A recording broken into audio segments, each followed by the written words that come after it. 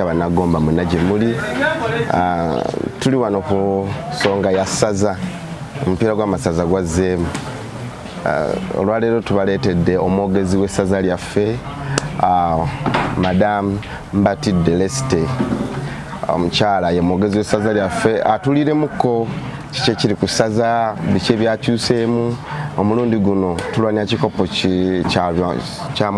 kya gwa mukaaga tulwanya kikopo kya mukaaga tubaniza nnyo kwagida live nze kazibe Philip Radiko Nwadi Kabejja ndi ne Mbatidde Resty ku nsonga za mpiira saza masaza gazze Mbatidde ogamba otya mwana wa mama Nsanso okulaba nange bulijjo ssebo mbeera eyo nga onali bangamba Mbatidde mwana mulungi nange leero musisinkanye Mbatidde mukyala w'amaanyi mukyala mulungi mukwata mpola Mukama ebale kusobozesa kubeera muntu w'abantu neyanza neyanzeege era nesiimye nnyo kuba nti mumpadde omukisa guno nsiima nnyo emirimu gye mukola agda live eddoboozi ly'eggomba ebintu bingi nnyo bye mukwasaganya era nga ddala mukoze omulimu okubeera eddoboozi lya ggomba ali eyo yenna agoberera nze Mbatidde Resty namugema abangi bammanyi nga Humble Gombanian.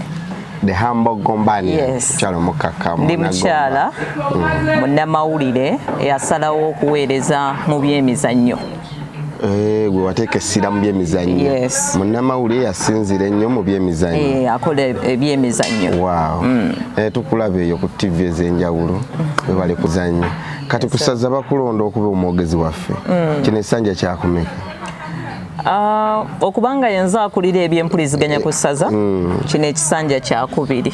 Wow, congratulations. Naye nga mbaddewo mabegeno kubanga tukyali ne chairman Kabugo mbaddewo awo mu byempuliziganya naye nga sinze akulira budde buno gwakulira wabula season ewedde ne mpebwa omukisa ogwo okulemberamu ebyempuliziganya ku ttiimu yaffe y'eggomba ne season eno era ne baba nga banzirizza obuvunaanyizibwa obwo nkulemberemu ebyempuliziganya ku ttiimu yaffe.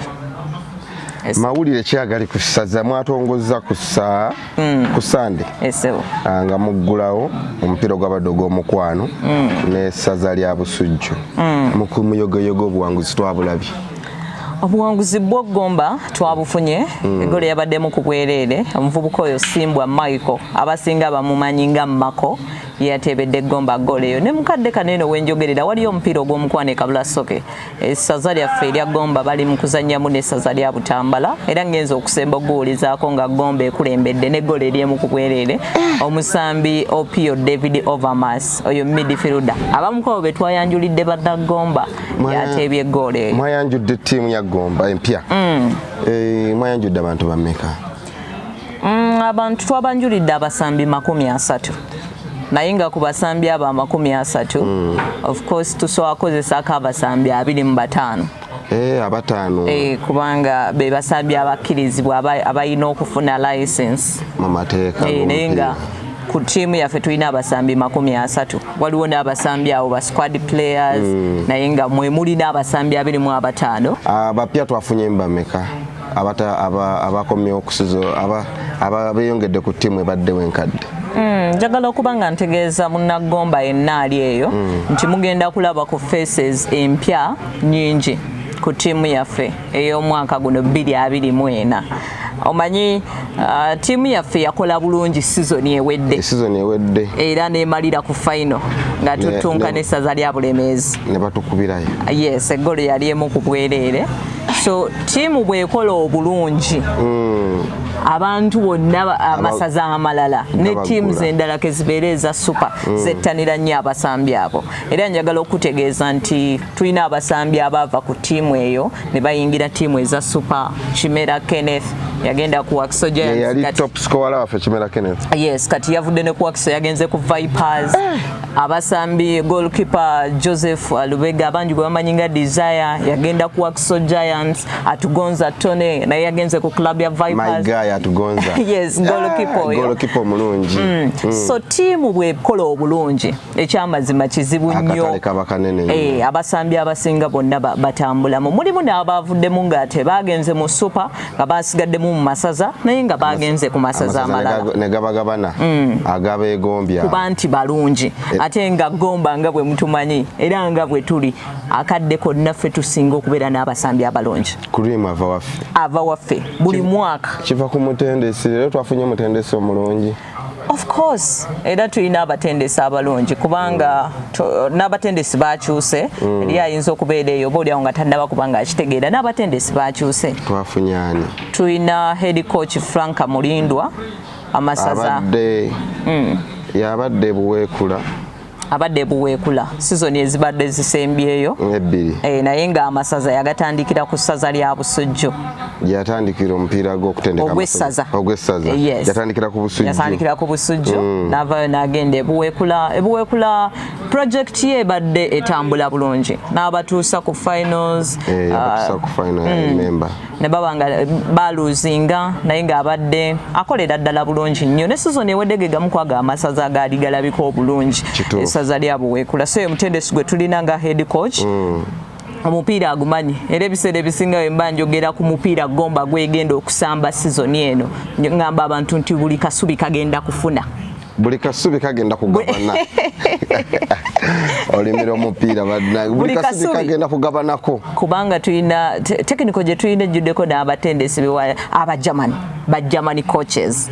Kubanga tulina ne coach Edward Golola naye ali ku technique eyo ye technical director kweyo. Yes. Musajja mulungi. So abamumanyi wonna projects z'ekitende eyo Vipers zonna zibadde mu bulungi ate ng'era n'empaka ez'amasaza azibaddemu. Tosobola kumuggyako maanyi ge yakozesa ge yateekawo ng'essaza lya Mawokota litwala ekikopo 2013. Edward Golola. Edward Golola was the man behind. Yes. Yali yeeyo ng'ali ne Dunga. Yes. So olaba abantu betulina ba goalkeepers tulina coach Ben Karama oyo nno ali ne ku club ya police ye bebalese police ogikomyawo mu top flight atendeka ba goalkeepers musajja wa maanyi nnyo gomanga twesime bana Ben Karama. So basi omusiza club ya police okugikomyawo mu top flight mu top flight nga yomu ku bema bega ye mutendesi wa ba goalkeepers tulina ate ffe Gomba bwe tulina ku saza lye Gomba. Then tulina coach Franka Kitindinde oyo assistant coach ali ku somero lya Janani Schools mukwaba abafudde Janani Schools ez'amaanyi mu nteekateeka ey'omupiira. So naye gyali ku tekiniko eyo gye tulina tekiniko y'amaanyi nnyo. Kati Munnagomba ali eyo sizoni eno ddala kituufu ekikopo akisuubire olw'embeera gy'obanyonnyodde nti tekiniko ttiimu ne ttiimu gye mwayanjudde eyabadde embalaga ekikopo ky'omukaaga leero kyaffe. Njagala okutegeeza Munnagomba ali eyo nti ekyamazima nze ne gyembeera eyo gyempangaalira abantu mbagamba empaka z'amasaza bwe ziba tezinnatandika oba zigenda okutandika Gomba ebeera ku final direct. Guba mulimu gw'amasaza ganeeno amalala guba mulimu gw'amasaza ganeeno amalala 17 okukakasa nti galemesa Gomba okukitwala oba galemesa Gomba okuzannya final in reality. Kubanga ffe bannantameggwa b'empaka zino era ensonga lwaki nti ye ffe bamasaza Lions. We are the Masaza Lions nga Gomba ebikopo 5 era tulina mission ya kuwangula ekikopo kya mukaaga ku mulundi guno. Pozi ffe tusinga ebikopo. Ffe tusinga ate tetusinga bikopo byokka kazibwe wabula ne finals nazo ffe tusinga okuzannya nozinyumisa okuzannya finals ennyingi twakazannya final 10 tuwanguddeko finals 5. So teri atusinga kuzannya finals nyingi teri atusinga kuwangula bikopo bingi bya mpaka zino ez'amasaza. Munnagomba ekifaananyi agenda kukisuubira ekirungi omulundi guno kuba Gomba ogambye yo direct tuka ku final. Twaniriza coach omujja Sebo gwe bayanjudde ku ssaza lyaffe erya Gomba tata tukusaba tukwate bulungi kwafuna twamanyira ebyokuwangula buli kadde tulaba kikopoka kati ate guno omulundi Mukama akuleese nga twetaaga kikopo kya mukaaga twagala kusigala nga ffe bannantameggwa mu kikopo kino ekyamasaza ga Buganda ekyabbaffe kye yasima n'atuteerawo Magulu Nnyondo Cuucu n'antawetwa Mbatidde. mbeera ki abaana gye balimu abagomba bali bulungi nnyo abagenda okutuzanyira omupiira balamu bulungi mwabeetegereza ekituufu abaana bo balamu ate era njagala okutegeeza nti omutendesi naye yatusuubiza ne ku lonchi n'akakasa bannagomba nti azze okugatta ettofaali ku ebyo byasanzeewo ebyakolebwa naye nga naye ayagala okuwangula ekikopo ku ssaza ery'eggomba agende naye mu biwandiiko ebyo wabula nzikiriza nga bwompadde omukisa guno nga bwe tuli ku ddoboozi lya bannagomba bategeeze nti ttiimu eno etwetaaga ffenna omutendesi wadde twamuleese wadde batendesi balungi naye tulina okuba nga tukwatira wamu nga bannagomba ttiimu etwetaaga buli munnagomba gyali nkimanyi nti lino eddoboozi lituuka wala nnyo n'okusukka eggwanga Uganda naye ng'oli eyo oli munnagomba ekituufu manya nti ttiimu yaffe yeetaaga obuyambi kubanga tetulina sponsor nti wuuno avuddeyo oba wuuno yateeka ssente mu ssaza ly'eggomba so kitegeeza nti ngaffe abawagizi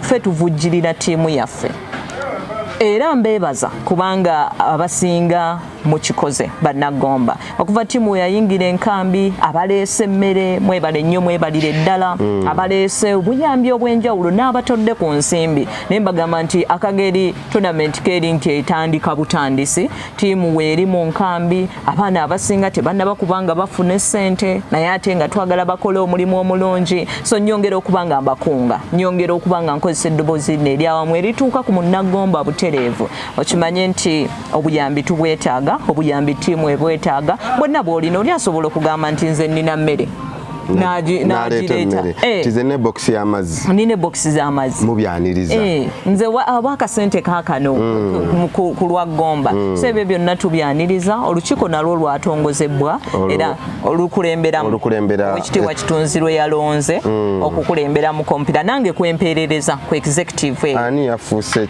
chairman waffe atutwala kati buno budde chairman ye mukulu Balije Robert wa Kisozi Seed era yabaddewo ne season ewedde Balije Robert Kisozi Seed essomero eryo lyakoze bulungi nnyo ne mu mpaka z'amasomero aga secondary musajja mulungi essomero atendese bulungi abaana ttiimu kusaza bamuwaako abaana ne bazannyamu of course era waliwo abaana abaliwo kaawo abatonotono abalala balina engagement olw'okuba nti bakandidate bali mu siniya ya mukaaga bakibakosaamu naye nga muba mumyuka mwe mulina omukulu Luzinda Swaib oyo nno yaliko omusambi ku ttiimu ya Gomba yali goalkeeper mukadde kaneno ye director wa Bukandwa Parents Bukandwa somero erya Bukandwa Parents kati yamyuka naye ku side ey'ebyekikugu ye vice chairman technical naye ng'era waliwo ne vice chairman mu administration Reverend Sekasko Wilberforce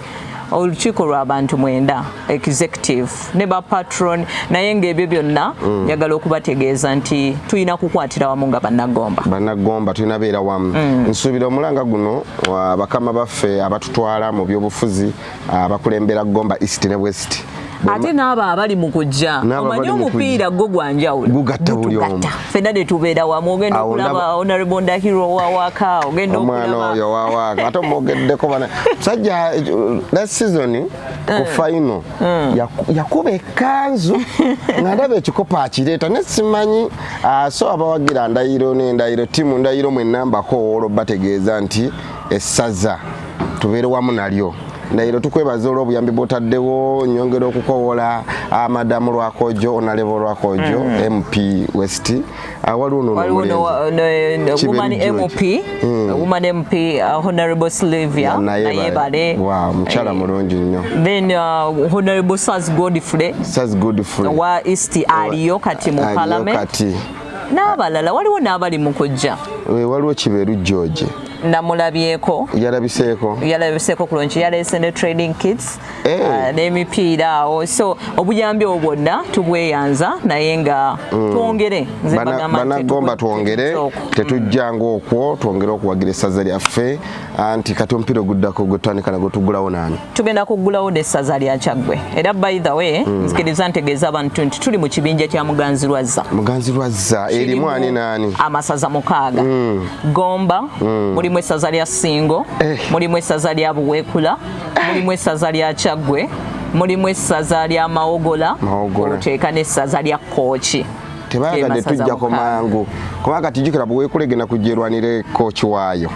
singo tejjukira Kooki yabadde atendeka Gomba yagenze Buweekula ate ne yazzeeri so naye nga olunaku olw'Essande ng'ennaku z'omwezi asatu ekabulasoke tugenda kugulawo n'essaza lya Kyaggwe lyerigenda okutukyalira ekabulasoke okuyingira mutwalo so bannagomba mbakoowoola nsaba onzikirize era nkunge bannagomba nti tuli bangi naye nsaba tugoberere n'emikutu gya ttiimu egy'enjawulo handles zaffe ez'enjawulo ku Facebook onoonya Gomba Lions Football Club era ojja kulabako bendera ya Gomba then ne ka cover photo ebeera updated amawulire ogalaba nga gagali gakwata ku Gomba obudde obwo bwennyini naye nga ne ku Twitter akozesa omukutu gwa Twitter oba X era nayo gye tuli Gomba Saza Team ati Masaza Lions Gomba Saza Team ati Masaza Lions abakozesa X nawo so otusanga era nawo twapudatinga then ne ku TikTok gendayo ayagala okulaba ku basambi obuvidiyo obw'enjawulo gendayo ku TikTok onoonye Gomba Lions Official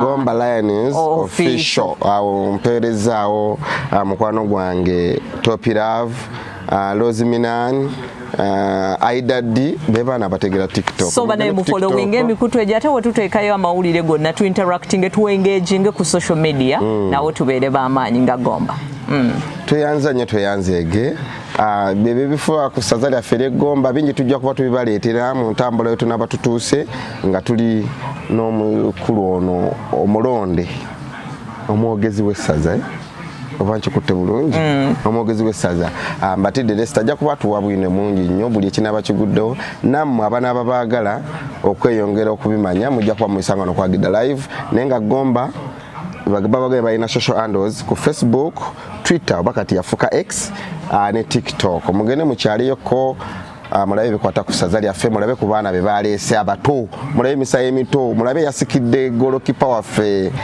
golokipa omulungi omusajja yankolera bulungi atugonza nawankubadde byabaawo byakola ki byabaawo ku lwa Gida Live olinako byagala obbagamba ebisembayo okujjako okwebaza ne ttiimu yo n'omukutu gwonna Gida Live bannagomba mwebala okutunda Gomba buli wamu nange era omuntu osobola okuba ng'onoonyako Mbatidde Resty namugoma across social media platforms ez'enjawulo nkolera ku Star FM Munyenye Gwanga ne ku Magic ku UBC enteekateeka mwezi bwenzitambuza mpola mpola naye ku lwa Gomba tukwatira wamu nkimanyi nti ttiimu yaffe ejja kukola omulimu omulungi ebisinga awo tubisangeko Mbatidde naye na social handles azibagambye ebisinga tujja bisanga nga wano kwa Gida Live nze Kazibe Philip ndi wamu ne MD wa Insight Media Uganda nga bano bakabaka bakuba ebifaananyi okwata videos ku mikolo egy'enjawulo bwalina graduation birthday party kwanjula n'embaga byonna bikola bagala bino Photoshop ebyakwekozaakozaamu byonna bimaliriza so Insight Media Hub muba mulaba namba ze z'essimu awo mumukubireko akola ekintu bulungi ku lwa Gida Live sigadde nze Kazibe Philip ku lwa Gomba ye yange mbeere bulungi